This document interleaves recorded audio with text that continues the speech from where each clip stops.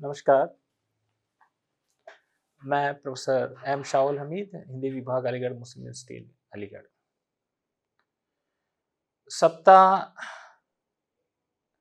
12 व्याख्यान 56 पाठ्यक्रम अनुवाद आवश्यकता और स्वरूप। इसके अंतर्गत राष्ट्रीय एकात्मकता और अनुवाद 1। राष्ट्रीय एकात्मकता और अनुवाद 1 इसके अंतर्गत आपको 5 व्याख्यान आएंगे। साथ साथ इसके साथ थोड़ा सा मैंने अभ्यास रखा है। तो इसमें हम पहले जब राष्ट्रीय एकात्मकता और अनुवाद पर बात कर रहे हैं, उससे पहले मैं आपको ये बताना चाहता हूं कि भारत जो है एक ऐसा देश है जिसमें बहुत सारे धर्म,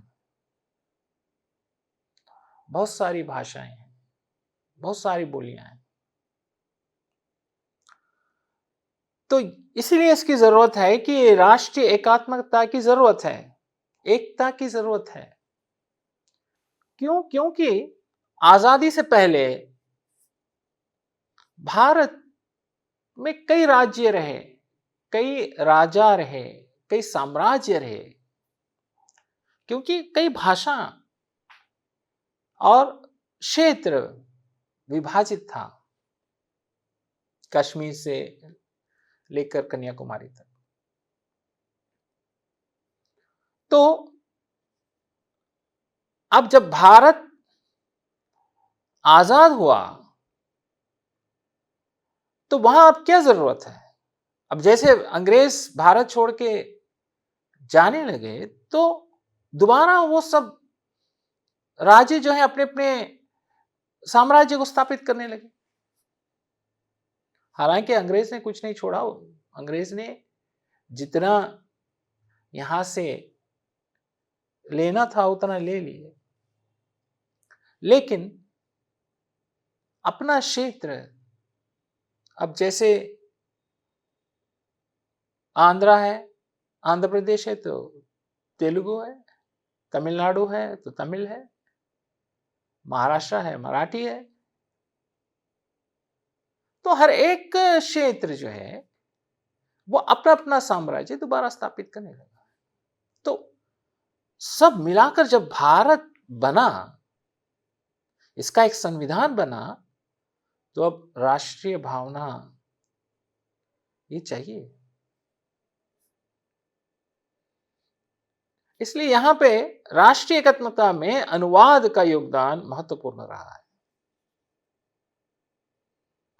तो अब हम जाएंगे पहले भाषा पर। क्यों? क्योंकि भारत में बहुत सारी भाषाएं हैं, बोलियां हैं। तो एक व्यक्ति दूसरे व्यक्ति की भिन्न भाषा से अंतर स्थापित करता है। मतलब भाषा मतलब उसके साथ संस्कृति है, उसका समाज है, उसके संस्कार है, उसकी परंपरा है, उसकी रीति रिवाज है, उसका क्षेत्र है, उसका राज्य है, उसका प्रदेश है। इसलिए पहले हम भाषा और बहुभाषिकता, भाषीय समाज मतलब भाषा और उसका समाज, और बहुभाषिकता ये क्या है ये समझेंगे। आज का व्याख्यान इसी पे रहेगा और फिर हम आगे राष्ट्र क्या है, राष्ट्रीयता क्या है, राष्ट्रीय एकात्मकता क्या है, फिर उसमें अनुवाद का क्या योगदान है, ये सब हम आगे के व्याख्यान में देखेंगे। तो भाषीय समाज और बहुभाषिकता, मनुष्य एक भाषा को मातृभाषा के रूप में उपयोग करता है क्योंकि वो उस भाषा को बचपन से सीखना शुरू करता है। तो बच्चे अपने प्राकृतिक क्षमता के बल पर अपने माता पिता और आसपास के अन्य मनुष्यों की भाषा को आसानी से सीखते हैं और बोलना शुरू करते हैं। ये भाषा व्यवहार मौखिक रूप से ही होती है। बच्चे को ये भाषा परिवेश सबसे पहले मात्र से प्राप्त होती है। अब सीखने लगेंगे तो पहले एक भाषा तो सीख लेते हैं। एक भाषा जैसे बच्चा जो है वो धीरे-धीरे उस माहौल में, जिस माहौल में रहेगा, जिस भाषा के माहौल में रहेगा, मतलब घर पर जो भाषा बोली जाएगी वो सीखने लगता है। इसलिए इस प्रकार सीखी गई या जानी गई भाषा को मातृभाषा कहा जाता है। अब ये क्या है? ये मातृभाषा है। हालांकि ये मातृभाषा है, ये माँ बाप के माध्यम से बोली जाए, लेकिन माँ बाप जो भाषा बोलेंगे वो उसकी मातृभाषा होगी। अब ये मैं क्यों बोल रहा हूं, इस पर भी जो है हम आगे से विस्तार से समझेंगे। लेकिन विज्ञान और प्रौद्योगिकी के आज के युग में एक भाषी मनुष्य का जीवन जीना संभव नहीं है। अपने समाज में सूचना के आदान प्रदान के अलावा उसने अपनी आवश्यकता के अनुसार अन्य भाषा बोलने वाले समुदाय के साथ संपर्क करना होगा। ये भाषा समुदायों की संख्या में एक से अधिक हो जाते हैं, इसलिए मनुष्य को एक भाषा, मातृभाषा के अलावा अन्य भाषाओं का उपयोग करने की आवश्यकता होती है और अन्य भाषाओं को किसी भाषा समुदाय के बहुभाषी बना देती है। अब एक समय था जब सिर्फ एक भाषा चलती थी। अब जैसे बच्चा स्कूल जाने लगेगा, वहां से उसको दूसरी भाषा, क्योंकि शिक्षा का माध्यम अब दूसरा है यहां, क्योंकि जिससे रोजगार मिलेगा, क्योंकि शिक्षा ग्रहण करके आगे उसका जीवन और रोजगार, तो इसके आधार पर एक भाषा नहीं है, अब तो त्रिभाषा, जितनी भाषाएं उतनी भाषाएं बोलनी पड़ेगी। भाषीय समाज की अवधारणा को भाषा की प्रकृति के आधार पर देखना चाहिए। अपनी भाषा की क्षमता के कारण मनुष्य दुनिया के अन्य जीवों की तुलना में श्रेष्ठ और शक्तिशाली है। क्योंकि मनुष्य के पास भाषा है, इसलिए वो अन्य प्राणियों से वो श्रेष्ठ है, क्योंकि वो आदान प्रदान कर सकता है।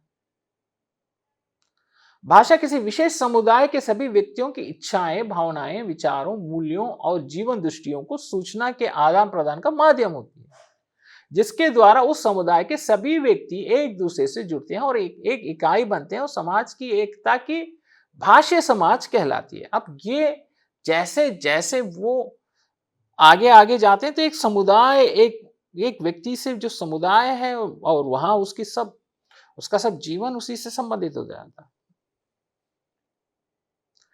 समाज भाषा शास्त्र के अनुसार भाषीय समाज की अवधारणा में एक ही भाषा के प्रतीक प्रणाली का उपयोग करके आपस में संवाद करने वाले भाषा उपयोगकर्ता होते हैं। ये प्रतीक व्यवस्था एक दूसरे को अच्छी तरह समझने योग्य और परस्पर स्वीकार्य होती है। संप्रेषण व्यवहार में समान प्रतीक प्रणाली का उपयोग करने वाले भाषी समाज की अवधारणा वास्तव में किसी विशेष समुदाय में एक भाषा के उपयोग को इंगित करती है। समाज में जो भाषा शास्त्र के दृष्टिकोण में वह समुदाय एक भाषी समुदाय कहलाता है, वह भाषा के एक समुदाय की मातृभाषा के रूप में और उसके विशिष्टता को दर्शाने वाले पहचान के रूप में कार्य करती है। यह भाषी एकता किसी भाषिक समाज को अन्य भाषिक समाज से अलग पहचान प्रदान करती है। भाषी समाज की यह अवधारणा केवल भौगोलिक इकाई के आधार पर ही लागू नहीं होती, बल्कि भौगोलिक सीमाओं का अतिक्रमण कर जाती है।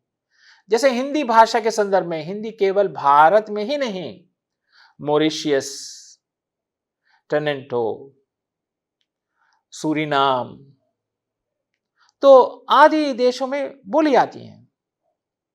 इसलिए समाज भाषा शास्त्र की दृष्टि दुनिया के सभी हिंदी बोलने वाले हिंदी भाषी समाज कहलाते हैं, भले ही वह भौगोलिक रूप से भारत से दूर यानी विदेश में क्यों ना हो। इस तरह अंग्रेजी भाषा का उपयोग दुनिया के कई हिस्सों में होता है। ये सभी क्षेत्र अंग्रेजी भाषी समाज के रूप में पहचाने जाते हैं।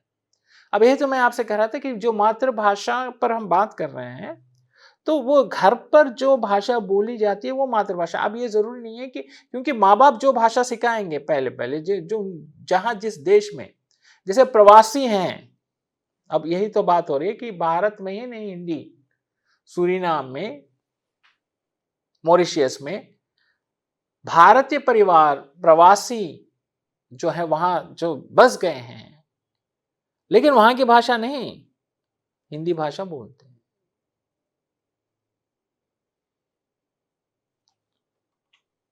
समाज भाषा वैज्ञानिक दृष्टिकोण से जब किसी भाषी समाज में मातृभाषा के साथ साथ दूसरी भाषा का उपयोग भी किया जाता है तो उस भाषा समुदाय में बहुभाषी समुदाय माना जाता है। इस प्रकार बहुभाषिकता को किसी भी भाषा समुदाय के संदर्भ में देखा जाता है।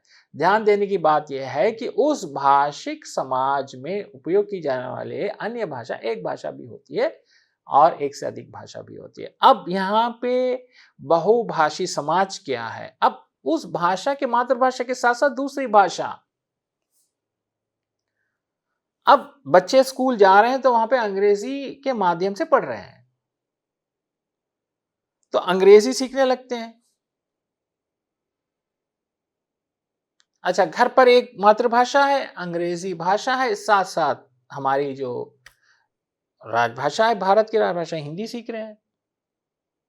जैसे उदाहरण के लिए बंगाली, अंग्रेजी, हिंदी, 3 भाषा। तो बहुभाषी समुदाय में वो प्रवेश करते थे। आगे हम देखेंगे दुभाषिकता और बहुभाषिकता, अर्थ और आयाम। ये दुभाषिकता क्या है और बहुभाषिकता क्या है, इसके अर्थ को लेकर अभी हम समझेंगे कि द्विभाषिकता में प्रत्येक समाज में संप्रेषण व्यवहार हेतु मनुष्य भाषा का उपयोग करता है। तो जब एक भाषी समाज संप्रेषण व्यवहार में एक से अधिक भाषा का उपयोग मिलाता है तो वहां बहुभाषिकता की स्थिति बनती है। इस तरह बहुभाषिकता का अर्थ है किसी भी भाषा समुदाय में एक भाषा के अलावा दूसरी भाषा का उपयोग। हालांकि बहुभाषिकता के इस अर्थ में दूसरी भाषा या दूसरे शब्द 2 भाषा के उपयोग के लिए इंगित होते हैं। इसके आधार पर बहुभाषिकता शब्द के बजाय द्विभाषी शब्द का उपयोग किया जाना चाहिए। इसी तरह यदि संप्रेषण व्यवहार में 2 या अधिक भाषाओं का उपयोग किया जाता है तो उसके लिए त्रिभाषिकता, चतुर्भाषिकता जैसे शब्दों का उपयोग की स्थिति बनता है। लेकिन इस प्रकार के शब्दों का प्रयोग हास्यास्पद बन जाता है।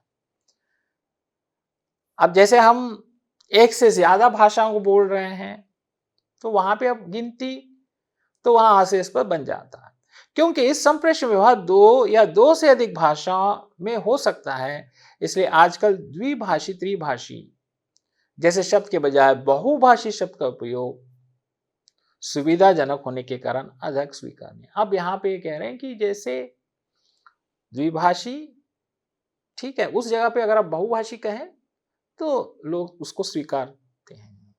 अब बहुभाषी मतलब कितने, ये प्रश्न भी है। बहुभाषिकता का तात्पर्य 2 या 2 से अधिक भाषाओं का उपयोग करने की क्षमता से है। इसमें पहली भाषा व्यक्ति की मातृभाषा होती है जबकि दूसरी भाषा किसी अन्य भाषा के रूप में होती है। ब्लूमफील्ड ने दुभाषिकता को 2 या 2 से अधिक भाषाओं मातृभाषा समान दक्षता के रूप में परिभाषित किया है। The native like control of 2 or more languages. तो अब ये लैंग्वेजेस से लिया गया है, लैंग्वेज से। दुभाषिकता के संदर्भ में ब्लूमफील्ड द्वारा व्यक्त किए गए उक्त विचार बहुभाषिकता को व्यापक आयाम प्रदान करते हैं क्योंकि वे अन्य भाषाओं में मातृभाषा जैसी दक्षता की बात करते हैं। वास्तव में किसी के लिए 2 या 2 से अधिक भाषाओं में मातृभाषा जैसी क्षमता रखना कठिन है। सभी भाषाओं का ज्ञान समान नहीं हो सकता। अब ये मनुष्य की प्रवृत्ति के आधार पर है कुछ, लेकिन बात यह है कि 2 से अधिक भाषाएं जैसे मातृभाषा जिस तरह से हम बोल पाते हैं या समझ पाते हैं या उसकी जो व्याकरणिक संरचना को समझ पाते हैं, वैसे हम जितनी भाषाएं सीखेंगे उसमें उतनी जो है उस क्षमता या उसको प्रस्तुत करने की जो क्षमता है वो कठिन है। अब इस पर जो है आगे भी हम बात करेंगे। इसके विपरीत यू वेंजरॉइक ने दुभाषिकता को 2 भाषियों के वैकल्पिक प्रयोग से जोड़ा है।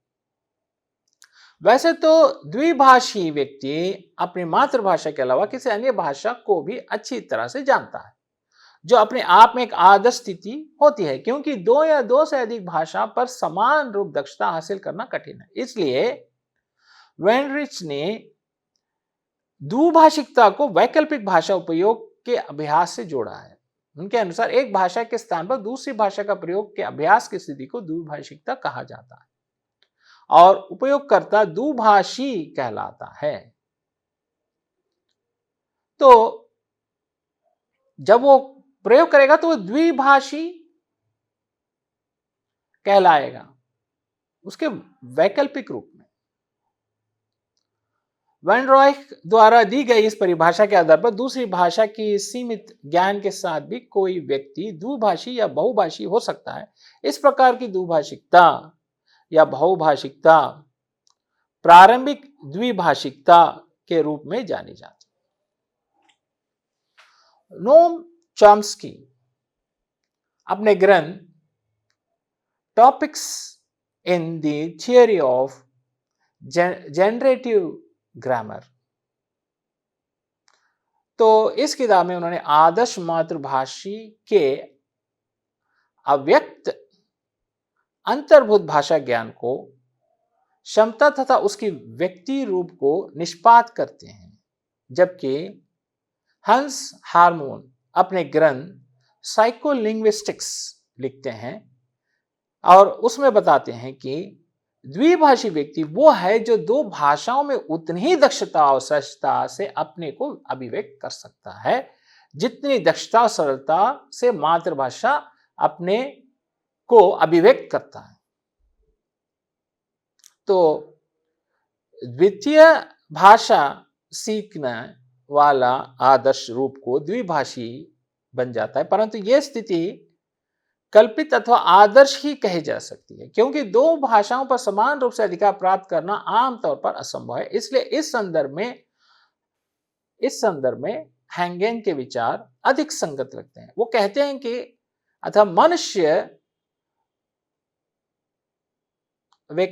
कि अतः मुख्य प्रश्न दो संख्या का नहीं, क्योंकि एक या दोनों क्षमताएं पूर्ण मातृभाषा क्षमता से कम हो सकती है और होती है।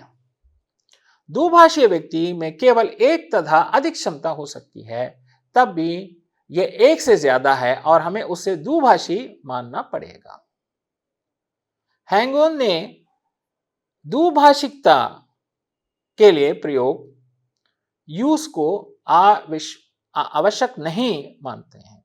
तो हैंगोन ने दुभाषिकता के लिए प्रयोग को आवश्यक नहीं माना।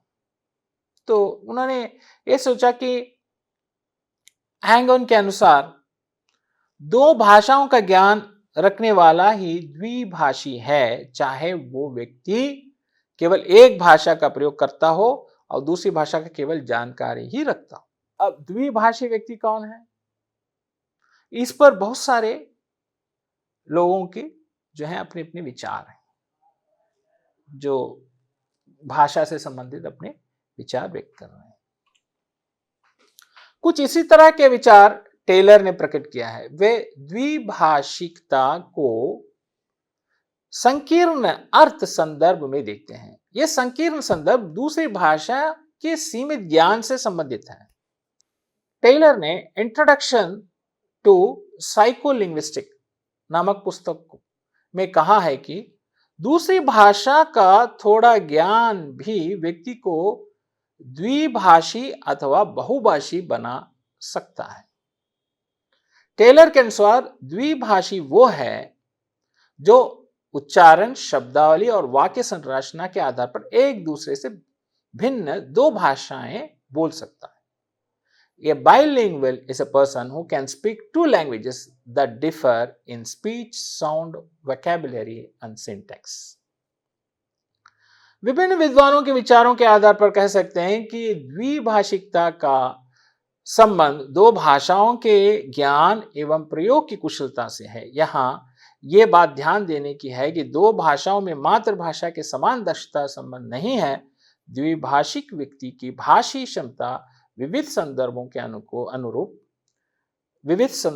अनुरूप अलग अलग हो सकती है। इसलिए द्विभाषिकता अथवा बहुभाषिकता के अनेक प्रकार एवं आयाम हैं जिनका संक्षिप्त परिचय यहाँ अभिष्ट है। तो इस पर बहुत सारे विद्वानों के मत हैं। अब यहां पे हम आगे जाएंगे, व्यक्तिगत और सामाजिक द्विभाषिकता। द्विभाषिकता का एक महत्वपूर्ण पक्ष व्यक्ति और समाज से संबंधित है। इस पहलू को एक उदाहरण के माध्यम से समझा जा सकता है। भारत में अंग्रेजी व हिंदी के इतर फ्रेंच, जापानी, इंडोनेशिया, चीनी जैसे अन्य भाषाएं जानने वाले लोग हैं, लेकिन ऐसे परिवार शायद ही मिलेंगे जिनके सभी सदस्य फ्रेंच, जापानी, इंडोनेशिया या चीनी भाषा जानते हों, जबकि ऐसे परिवार बहुत मिलेंगे जिनके सभी सदस्य हिंदी या अंग्रेजी का उपयोग करने वाले हों। इसलिए व्यक्तिगत द्विभाषिकता को सामाजिक द्विभाषिकता अलग माना जाता है। व्यक्तिगत द्विभाषिकता किसी की भाषा भाषी समाज की विशेषता है। ऐसे समाज में कोई व्यक्ति अपनी व्यक्तिगत आवश्यकता के लिए दूसरी भाषा को अपनाता है, ना कि किसी सामाजिक दबाव के कारण, और ना ही समाज में ऐसे भाषिक स्थिति होती है कि वो दूसरी भाषा सीखें। उदाहरण के लिए हिंदी मातृभाषा वाले कुछ लोग जर्मन, जापानी, फ्रेंच जैसे भाषाएं सीखते हैं, तो वो व्यक्तिगत द्विभाषिकता कहलाती है। तो अब यहां पे दो अलग अलग चीजें हैं, एक व्यक्तिगत और सामाजिक द्विभाषिकता पर। तो जो व्यक्तिगत है वो अपने लिए, और दूसरे जो है वो समाज के लिए। दो अलग अलग से पहलू पर है। दूसरी ओर यदि कोई व्यक्ति सामाजिक दबाव के परिणाम स्वरूप मातृभाषा के अलावा कोई दूसरी भाषा सीखता है और उसे अपनाता है, तो यह वास्तव में सामाजिक द्विभाषी की स्थिति होती है। इसमें कोई व्यक्ति समाज के व्यापक संप्रेषण व्यवस्था या सामाजिक संदर्भ उसके महत्व की दूसरी भाषा सीखता है, जैसे हिंदी मातृभाषा वाला कोई व्यक्ति अंग्रेजी सीखता है। अब भारत में आप देखेंगे कि अंग्रेजी जानने वाले बहुत सारे लोग हैं, खासकर शहर में रहने वाले लोग अंग्रेजी जानते हैं अपनी मातृभाषा के अलावा। समान अधिकृत और सामासिक द्विभाषिकता, जैसे कि पहले बताया गया है कि वैन ने द्विभाषिकता को दो भाषाओं में वैचारिक उपयोग से जोड़कर देखा है। इसी तरह उन्होंने सभी द्विभाषिकता को दो श्रेणियों में वर्गीकृत किया है। ये दो श्रेणियां समान अधिकृत द्विभाषी और सामासिक द्विभाषी है। समान अधिकृत द्विभाषी के मस्तिष्क में दोनों भाषाओं की शब्दार्थ व्यवस्था अलग अलग होती है और वो उन दोनों भाषाओं का स्वतंत्र रूप से उपयोग करते हैं। उदाहरण के लिए एक फ्रेंच भाषी मलयालम बोलने वाले के लिए मलयालम की शब्दार्थ व्यवस्था का उपयोग करता है और फ्रेंच बोलने वाले के लिए फ्रेंच शब्दार्थ व्यवस्था का उपयोग करता है। इस प्रकार के द्विभाषी दोनों भाषाओं की स्थिति को दो अलग अलग इकाइयों के रूप में स्वीकार करते हैं। महत्वपूर्ण रूप से समानाधिकृत द्विभाषी के व्यवहार में आने वाली दोनों भाषाएं दो भिन्न सामाजिक समूह हैं, संस्कृति और जीवन शैलियों की अभिव्यक्ति का माध्यम बनती हैं। सामासिक द्विभाषी के मस्तिष्क में दोनों भाषाओं की शब्दार्थ व्यवस्था एक ही होती है और वो उस शब्दार्थ व्यवस्था का उपयोग करके दोनों भाषाओं में बोलते हैं। उदाहरण के लिए एक कन्नड़ भाषी एक ही शब्दार्थ व्यवस्था में हिंदी और कन्नड़ भाषाओं में अभिव्यक्त करता है, तो वो सामासिक द्विभाषी होता है। इस प्रकार के द्विभाषी को दो भाषाओं की सत्ता के एक ही सांस्कृतिक की अभिव्यक्ति के दो विकल्पों के रूप में स्वीकार करते हैं। भारत में ऐसे बहुत से सामासिक द्विभाषी हैं जो अपनी अपनी मातृभाषा के साथ अंग्रेजी प्रयोग भी बहुत अच्छी तरह से कर लेते हैं। सामासिक द्विभाषी की इस स्थिति में दोनों भाषाएं एक दूसरे के करीब आते हैं और परस्पर प्रभाव डालते हैं। आगे हम देखेंगे, इसको और स्पष्ट रूप से आगे देख रहे हैं, योगात्मक और ऋणात्मक द्विभाषी। वास्तव में वास्तव में द्विभाषिकता दो या उससे अधिक भाषाओं के वैकल्पिक उपयोग को दर्शाता है। संप्रेषण व्यवहार या संरचना के इस आयाम के माध्यम से किसी भी भाषा बोलने वाले से यह अपेक्षा की जाती है कि वो एक या उससे अधिक भाषाओं का उपयोग करने में कम से कम एक स्तर की दक्षता प्राप्त करें और उसे व्यवहार में लाएं। लेकिन यह भाषा व्यवहार योगात्मक और ऋणात्मक दोनों रूपों में होती है। इसलिए बहुभाषिकता को योगात्मक और ऋणात्मक संदर्भ में देखा जाता है। तो अब योगात्मक में क्या है? योगात्मक द्विभाषी मातृभाषा को सुरक्षित रखते हुए एक या एक से अधिक भाषाओं को सीखने और उनका उपयोग करने में दक्षता प्राप्त करने से संबंधित है। यदि कोई व्यक्ति मातृभाषा को सुरक्षित रखते हुए एक या उससे अधिक भाषाओं को सीखने और उनका उपयोग करने में क्षमता होता है, तो उसमें उसकी क्षमता होती है, तो उसे योगात्मक द्विभाषी कहा जाता है। इस आधार पर योगात्मक बहुभाषी के लिए दूसरी भाषा सीखने में सभी सफलताएं उपलब्ध होती हैं, क्योंकि वे मातृभाषा से जुड़कर एक या उससे अधिक भाषाओं को सीखने और उनका प्रयोग करने में दक्षता प्राप्त करता है। अब बात यह है कि कई भाषाएं जान रहे हैं, लेकिन भाषा सही से नहीं सीखा, मातृभाषा को नहीं सीखा, तो उससे संबंधित इसमें विचार व्यक्त है। ऋणात्मक द्विभाषिकता का संबंध भी वैसे तो एक या अधिक भाषा सीखने और उनके प्रयोग की दक्षता प्राप्त करने से है, लेकिन यहां स्थिति थोड़ी भिन्न हो जाती है। इस भिन्नता का कारण है कि व्यक्ति दूसरी भाषा सीखने के बाद उसे प्रभाववश मातृभाषा भूलने लगता है। इस स्थिति में उस व्यक्ति के लिए मातृभाषा की तुलना में दूसरी भाषा अधिक महत्वपूर्ण हो जाती है। इस तरह के द्विभाषी को ऋणात्मक द्विभाषी कहा जाता है। योगात्मक द्विभाषी के विपरीत ऋणात्मक द्विभाषी या बहुभाषी को नकारात्मक फल मिलते हैं, क्योंकि वे मातृभाषा की अवहेलना कर दूसरी भाषा को अधिक महत्व देते हैं। द्विभाषी के प्रभाववश अपनी मातृभाषा को भूलने लगते हैं। ये तब संभव होता है जब विदेश में रहने लगते हैं भारतवासी। इसीलिए जब प्रवासी की बात मैंने किया था कि प्रवासी जब जाते हैं, जब भारत छोड़कर दूसरे देश में चले जाते हैं, तो वहां मातृभाषा को बचाना मुश्किल हो जाता है। भाई अपने देश में रह रहे हैं तो फिर वो समुदाय उस भाषा को बोलते हैं, तो फिर वो मातृभाषा बोल नहीं पाते। लेकिन जब विदेश चले जाते हैं तो वहां देख रहे हैं कि सिर्फ अपने घर को छोड़कर बाकी सब, अब ये बच्चों को समझाना भी मुश्किल होता है कि हमें कौन सी भाषा चाहिए।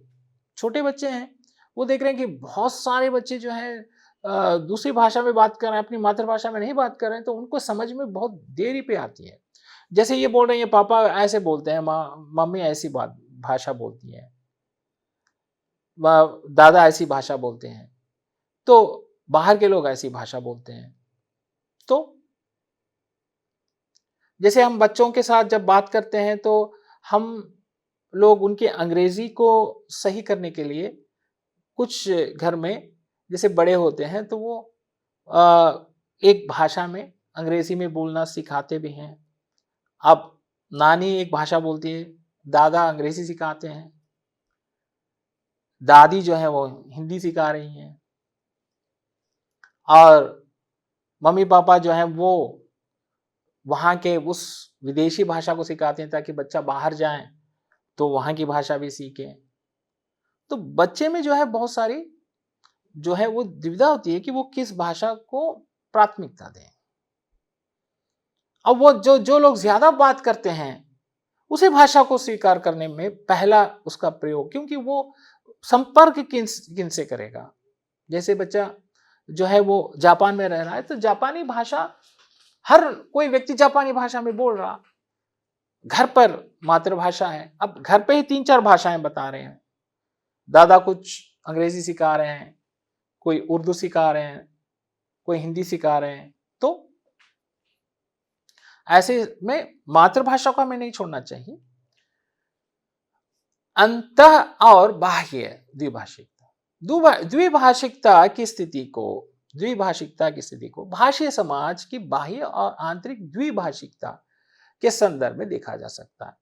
अंतः द्विभाषिकता एक ही मानक भाषा और उसकी विभिन्न बोलियां और शैलियों से संबंधित है। स्वाभाविक है कि इसी आधार पर अंतः द्विभाषिकता की भी दो स्थितियां हैं। द्विबोली की स्थिति, जैसे हिंदी ब्रज, हिंदी अवधी ब्रज जैसे, और एक ही भाषा की दो शैलियों के कारण सम्मिश्र होती हैं। और द्विभाषा की स्थिति, जो वहां पे द्विबोली एक ही मानक भाषा की दो बोलियों से भी संबंधित हो सकती है। अब यहां पे बात यह है कि हिंदी के अंतर्गत बोलियां हैं, ब्रज है, अवधी है, मैथिली है, बुंदेली है, जिस क्षेत्र में रह रहे हैं, और हिंदी समान जैसे ही हैं, तो वो क्या है, अंतः द्विभाषिकता हो जाती है। और अंतः द्विभाषिकता में आप उस भाषा के अंतर्गत की बोलियों को आप सीखते हैं, समझते हैं। और जहां पे हम द्विभाषी बोलते हैं, और भारत में जैसे शैलियां हैं, जैसे हमने पहले भी बात की थी, जैसे उर्दू और हिंदी, तो भाषा के प्रयोग एक जैसा, शैली अलग अलग सी। अब अरबी और फारसी, जैसे संस्कृत के साथ की हिंदी, संस्कृत निष्ठ हिंदी, और उर्दू अरबी और फारसी निष्ठ। अब भारत में जो है भाषाएं अलग अलग स्तर की बोली जाती है। एक जगह पे संस्कृत निष्ठ बोली जाती है, एक जगह पे उर्दू शब्दों का ज्यादा प्रयोग कर रहे हैं, एक जगह पे फारसी शब्दों का ज्यादा प्रयोग कर रहे हैं, तो ये अंतः हो जाता है। तो डॉक्टर सूरजभान सिंह के अनुसार हिंदी की शुद्ध हिंदी तथा हिंदुस्तानी हिंदी उर्दू में प्रयोग क्षेत्रों के परिपूरक वितरण तथा सामूहिक प्रयोग का अभाव है, क्योंकि शुद्ध हिंदी का सामूहिक प्रयोग मौखिक भाषा के रूप में सामाजिक जीवन के भिन्न व्यवहार क्षेत्र में नहीं होता, लेकिन लिखित भाषा तथा प्रयोग क्षेत्र विशिष्ट तकनीकी प्रयुक्ति को इससे अलग समझना चाहिए, क्योंकि वो उच्च और निम्न की परिभाषा से मुक्त है। इसके अलावा सामान्य हिंदी भाषा शुद्ध हिंदी से परिचित नहीं है, क्योंकि हिंदुस्तानी या हिंदी उर्दू के ज्ञान से यह सामाजिक जीवन के हर क्षेत्र में काम चला लेता है। तो अब ये जो हिंदी भाषा की सामाजिक संरचना में है, अब क्या मतलब क्या है? मतलब ये है कि बोलचाल की हिंदी अलग है और लिखित रूप है, जैसे मौखिक अलग है और लिखित। तो व्यक्ति मौखिक रूप में बोलता है, जैसे संपर्क भाषा के रूप में बोल रहे हैं, लेकिन प्रशासनिक हिंदी क्या है, वो अलग है।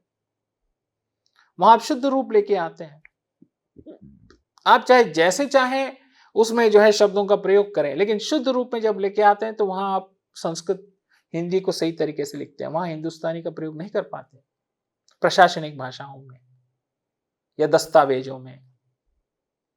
बोलने का तात्पर्य ये। बाह्य द्विभाषिकता, जब हम सामाजिक स्थिति और विदेशी भाषाओं के मिश्रण के स्तर के बारे में सोचते हैं, तो यह सामाजिक क्रियाकल्प के दृष्टिकोण से स्थानीय भाषा के समान तरीके से उपयोग की जाने वाली विदेशी भाषा के कारण उत्पन्न होते हैं। उदाहरण के लिए, किसी भी भारतीय भाषा के साथ सामान्य सामाजिक व्यापार क्षेत्र में उपयोग की जाने वाली विदेशी भाषा अंग्रेजी, हिंदी और अंग्रेजी, तमिल और अंग्रेजी, बंगला और अंग्रेजी, पंजाबी, जैसे हमने वहां पे अंत में क्या देखा, ब्रज, अवधी और हिंदी, और फिर हिंदी में ही जो है उसकी शैलियां बदल के, हिंदी में ही जो है शब्दों को बदल के। अब यहाँ पे क्या है, विदेशी भाषा का ही प्रयोग होता है जो बाह्य द्विभाषिकता में। और ये इसका प्रयोग द्विभाषिकता इस तरह से आधारित है कि सामाजिक व्यवहार में उसका प्रयोग दृष्टिकोण कार्य रहता है। भाषा समुदाय इस प्रकार की द्विभाषिकता में दूसरी भाषा के सहयोगात्मक आधार पर सीखते हैं और उपयोग करते हैं। यह स्तर सामाजिक द्विभाषा को प्रकट करता है। द्विभाषा की दूसरी स्थिति सामान्यतः सामाजिक व्यवहार के क्षेत्र में उपयोग नहीं की जाने वाली विदेशी भाषा के उपयोग से संबंधित होती है, लेकिन इसे विशेष तात्कालिक आवश्यकता के लिए उपयोग किया जाता है। Hindi Spanish, Hindi Malaysian, Hindi Korean, Hindi German, Hindi French जैसे भाषा बोलने की स्थिति वास्तव में विशेष आवश्यकता के संबंध में होती है। अब जहां पे सामाजिक, जैसे भारत में अंग्रेजी चल रही है, साथ साथ हिंदी के साथ साथ चल रही है, तो यहाँ जो है ये कोई विशेष अंतर नहीं है। लेकिन आप विदेशी भाषा को लेकर बात करेंगे तो वहां पे जो है वो व्यक्तिगत रूप से प्रभावित हो जाती है। तो व्याख्यान मैंने यहाँ पे भाषा, मातृभाषा और द्विभाषी और बहुभाषिकता और द्विभाषिकता में भारत की स्थिति क्या है ये बताया। ये इसलिए मैंने बताया कि भारत में भाषा को लेकर भाषा की स्थिति क्या है, भाषा का प्रयोग कैसे हो रहा, और इसमें अब राष्ट्रीयता को समझेंगे आगे के व्याख्यान। तो ट्रांसलेशन के लिए मैंने एक नमूना लेके आया हूं, उदाहरण, ये आपके अभ्यास के लिए है। इनमें से जो कठिन शब्द हैं उसको आप पारिभाषिक शब्द के रूप में या पर्याय शब्द के रूप में, अंग्रेजी पर्याय से हिंदी पर्याय के रूप में आप उसको भी समझिए उठा के और इसका अभ्यास करिए। अब इसमें क्या कह रहे हैं? The history of a language is invariably the history of the cultural life of the human community speaking that language, whereas literature reflects the amusing thoughts and the fancies of the best, or at least the most vocal minds. Language is something to which all members of a linguistic society contribute no matter to how small a measure language, said Emerson. Is a city to which every human being brought a stone. The development of language is in this sense fundamentally democratic, as distinct from the growth of literature, which is essentially the study of thoughts and experience of particular individuals. अब इसका अनुवाद है, किसी भाषा का इतिहास उस भाषा को बोलने वाली जाति के सांस्कृतिक जीवन का इतिहास होता है। साहित्य समाज के सर्वोत्तम या कम से कम अत्यधिक मुखर व्यक्ति के चिंतन, विचार और कल्पना को व्यक्त करता है, लेकिन भाषा को बनाने में उस समाज के छोटे छोटे व्यक्ति का भी कुछ ना कुछ हाथ रहता है। एमर्सन का कहना है कि भाषा वो नगर है जिसे खड़ा करने में हर आदमी ने कोई ना कोई पत्थर लगाया है। इस दृष्टि से देखा जाए तो भाषा का विकास लोकतांत्रिक ढंग से होता है, जबकि साहित्य का विकास अनिवार्यतः विशेष व्यक्तियों के विचार और अनुभूतियों का अध्ययन है। तो एक नमूना मैंने दिया है, इसको आप अभ्यास करिए और अनुवाद करना धीरे धीरे सीखिए।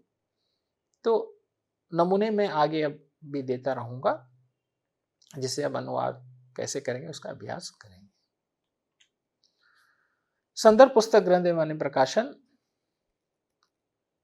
अनुवाद और भारतीय भाषाएं, MTT 14/19, पृष्ठ संख्या 95 से 101। इससे मैंने बहुत सारे सामग्री को इकट्ठा किया है, इस व्याख्यान में संदर्भ के रूप में लिया है, जोड़ा है इस व्याख्यान में। अनुवाद विज्ञान सिद्धांत एवं प्रविधि भोलानाथ तिवारी, अनुवाद विज्ञान की भूमिका कृष्ण कुमार गोस्वामी, वेबसाइट पर उपस्थित कोई अन्य प्रकाशन, हिंदी में सरकारी कामकाज, a book on noting, drafting and office procedure इन हिंदी, राम विनायक सिंह, हिंदी प्रचारक, संस्था से, वाराणसी से ये पुस्तक है। तो इस पुस्तक से ही मैंने उस अनुवाद का उदाहरण आपको दिया है। और ये जो है 188 से 190 पृष्ठ में है, संख्या पे है। तो आप लोगों को इस व्याख्यान के लिए मैंने इन सब पुस्तकों से संदर्भ के रूप में सामग्री को लिया है, जोड़ा है, इसमें रखा है। रेफरेंस, संदर्भ और सामग्री को एक्सप्लेन करने के लिए, उसको समझाने के लिए मैंने इसमें जोड़ा है, ताकि आप अच्छी तरह से इसको समझ सकें। साथ साथ अपने विचारों को भी मैंने प्रस्तुत किया है, ताकि यह व्याख्यान अच्छी तरह से आपके समझ में आए। तो आज का व्याख्यान यहीं समाप्त होता है। धन्यवाद, नमस्कार।